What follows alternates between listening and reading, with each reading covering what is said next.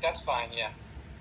He's a practicing Buddhist, as am I, for what it's worth. And in his book, he uses the fictional characters and the events of Star Wars to explain the teachings of the Buddha. So let me ask you, what's the headline? How do you explain to a non-Buddhist how Buddhism plays a big role in these films? Well, throughout the entire series, there's a lot of dialogue between the Jedi that is straight out of Buddhism. They talk a lot about mindfulness.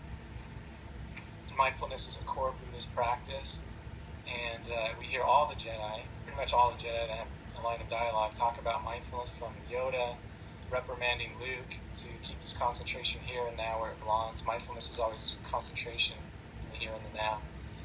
I'm sorry, that was Qui-Gon who said that. Yoda reprimanded Luke because it's never his mind on where he was and what he was doing. Mace Windu told Anakin to be mindful of his feelings. Obi-Wan, mindful of his thoughts. And there's just a number of key Buddhist terminology that's used throughout the saga by the Jedi, like suffering as well. And so you use the phrase suffering, which is a tricky phrase in the Buddhist lexicon, because people think when you use the phrase suffering that they have images of like pain and suffering, but the way Buddhists use it and the way it's used in Star Wars is slightly different. So tell us about how it's used in Star Wars and what it actually means. Well, suffering in Star Wars is used by Yoda when he says fear leads to anger, anger leads to hate, hate leads to suffering.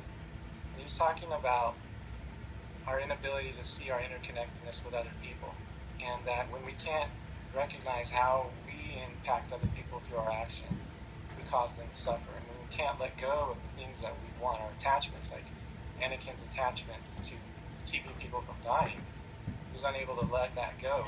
He led to the dark side, and that darkness spread throughout the entire galaxy.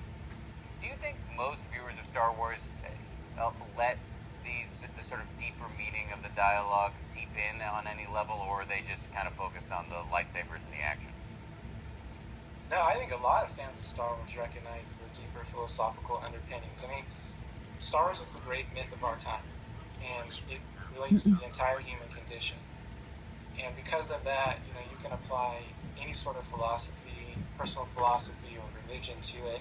Just for me in particular, Buddhism resonates with Star Wars.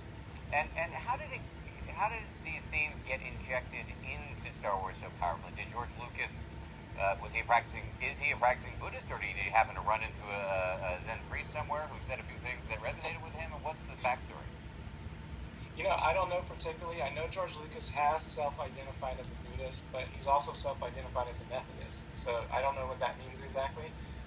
You can do both. I mean, you can be a Buddhist and be a practicing Methodist, or practicing in Judaism or any form of Christianity.